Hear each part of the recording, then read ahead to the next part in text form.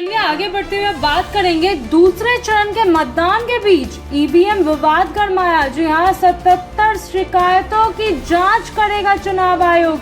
बहुत बड़ी खबर है ये। कल जब दूसरे फेज का इलेक्शन खत्म हुआ तब उसके बाद खबर आ रही है कि 77 शिकायतें दर्ज की है। जी हाँ, ईवीएम पर बहुत बड़ा विवाद आया है और अब शायद रिपोल होगा, वो भी 2 मई से, यानी 4 मई को रिजल्ट डिक्लेयर होगा। तो 4 मई से पहले कुछ इलाकों में 2 मई को रीपोलिंग भी हो सकती है। पश्चिम बंगाल विधानसभा चुनाव 2026 के दूसरे चरण के मतदान के दौरान इलेक्ट्रॉनिक वोटिंग मशीन ईवीएम के कथित छेड़छाड़ के आरोप में चुनाव माहौल को और अधिक संवेदनशील बना दिया है।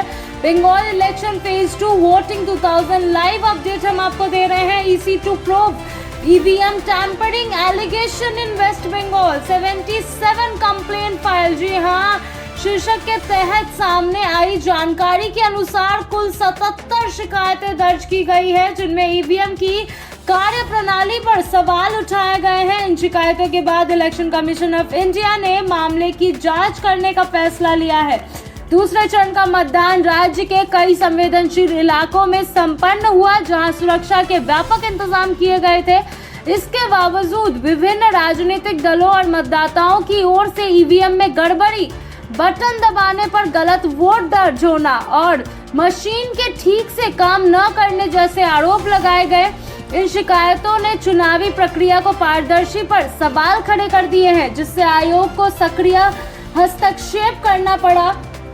चुनाव आयोग ने स्पष्ट किया है कि सभी 77 शिकायतों की गहन जांच की जाएगी और जहां भी आवश्यक होगा वहां तकनीकी टीमों को भेजकर मशीनों की जांच करवाई जाएगी। आयोग ने यह भी कहा है कि यदि किसी भी प्रकार की तकनीकी गड़बड़ी या खराबी पाई जाती है तो संबंधित बूथ पर उचित कार्रवाई की जाएगी, जिसमें पूर्ण मतदान यानी रीपोल तक शामिल हो सकता है। जी हाँ, रीपोलिंग तक होने की संभावनाएं जताई गई है। राज्य में चुनाव पहले से ही काफी राजनीतिक रूप से तनावपूर्ण माहौल में हो रहा है, जहां ऑल इंडिया तृणमूल कांग्रेस यानी टीएमसी और भारतीय जनता पार्टी यानी बीजेपी के बीच सीधी टक्कर देखने को मिल रही है। ऐसे में ईवीएम से जुड़े आरोपों ने राजनीतिक बयानबाजी को और तेज कर दिया है। विपक्षी दलों ने इन शिकायतों को लोकतांत्रिक प्रक्रिया के लिए खतरा बताया है, जबकि सत्तारूढ़ पक्ष ने इन आरोपों को बुनियादी कार्रवाई बता दिया है।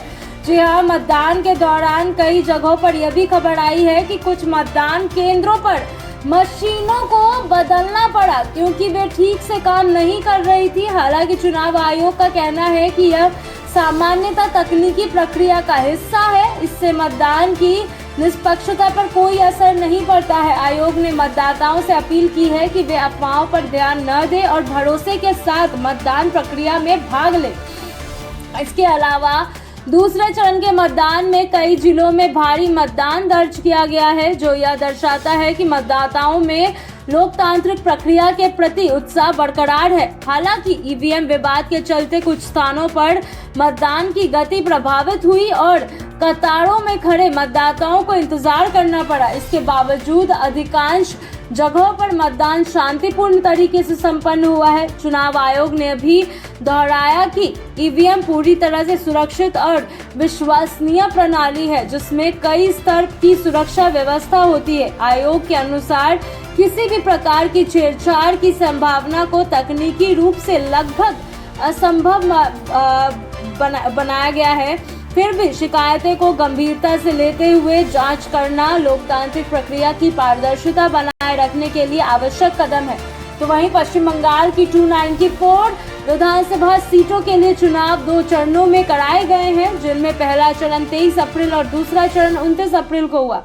अब सभी की निगाहें 4 मई पर टिकी हुई है, जब चुनाव के नतीजे घोषित किए जाएंगे। ईवीएम से जुड़े ये विवाद अंतिम परिणामों में पहले राजनीतिक माहौल को और अधिक गर्मा सकता है। इस पूरे घटनाक्रम ने यह स्पष्ट कर दिया है कि चुनावी प्रक्रिया में पारदर्शिता और विश्वास बनाए रखना अतिक यानी कि कितना महत्वपूर्ण है। ईवीएम से जुड़े शिकायतों की जांच के बाद ही यह साफ होगा कि आरोपों में कितनी सच्चाई है और क्या इसका चुनाव परिणाम पर कोई असर पड़ेगा। फिलहाल चुनाव आयोग की जांच पर सभी की नजर टिकी हुई है, जो इस विवाद को सुलझाने में निर्णायक भूमिका निभाएंगे।